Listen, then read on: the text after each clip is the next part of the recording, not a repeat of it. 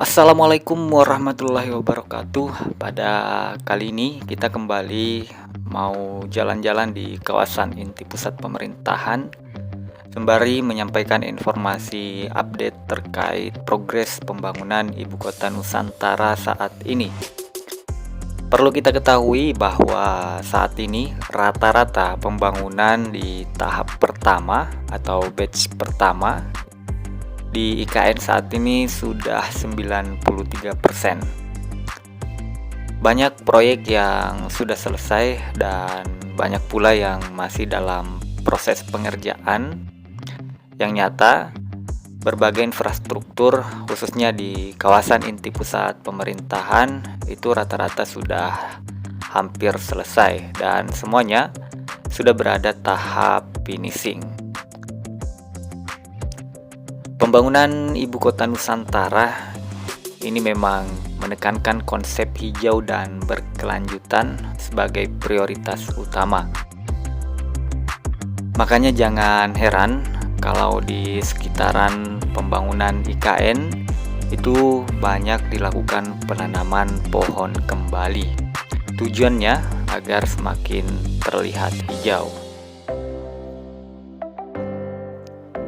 Jadi Ibu Kota Nusantara dirancang untuk menjadi kota hijau yang livable dan lovable, sejalan dengan pencapaian tujuan pembangunan berkelanjutan atau Sustainable Development Goals. Presiden Jokowi seringkali menegaskan berbagai kesempatan bahwa Sustainable Development Goals ini harus menjadi fokus pembangunan nasional termasuk Ibu Kota Nusantara. Presiden Jokowi juga menyampaikan yang pertama, pencapaian target SDGs harus tetap menjadi fokus utama pembangunan global yang diselaraskan dengan prioritas pembangunan nasional dan regional, termasuk Agenda 2063 Afrika yang didukung kemitraan multi pihak. Jadi sebelum memasuki masa itu, Indonesia sudah memulai dari sekarang untuk melakukan pembangunan kota hijau dan berkelanjutan itu. Sebagai informasi, konsep pembangunan IKN sebagai kota hutan atau Forest City itu mengalokasikan lebih 75% wilayah IKN menjadi ruang hijau.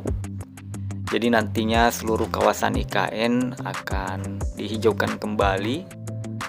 Kalau sekarang ya memang masih belum sepenuhnya menghijau karena baru dilakukan penghijauan dan pohonnya pun belum rindang. Namun kalau kita lihat saat ini rata-rata pepohonan di IKN itu sudah menghijau semua karena kondisi Kalimantan saat ini secara umum ya itu memang sudah memasuki musim penghujan lagi. Kemudian untuk area IKN itu 60% area yang dilindungi dan 10% itu hutan produksi. Hal ini tujuan guna menjaga kelestarian ekosistem dan mendukung tujuan dari Sustainable Development Goals tadi.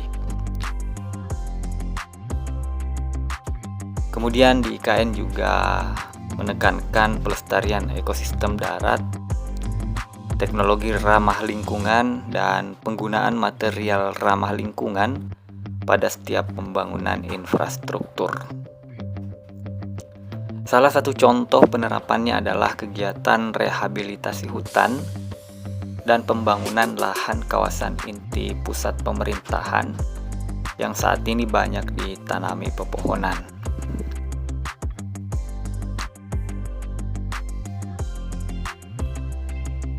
Upaya pembangunan berkelanjutan di Ibu Kota Nusantara seperti miniatur hutan hujan tropis.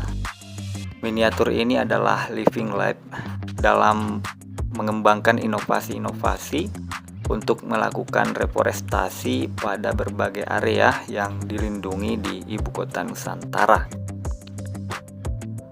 Seperti misalnya di bulan Juni 2024 lalu, Presiden Jokowi juga meresmikan persemaian Mentawir yang digagas oleh Kementerian LHK sebagai langkah penting dalam upaya pemerintah melakukan rehabilitasi hutan dan penanaman kembali di wilayah IKN.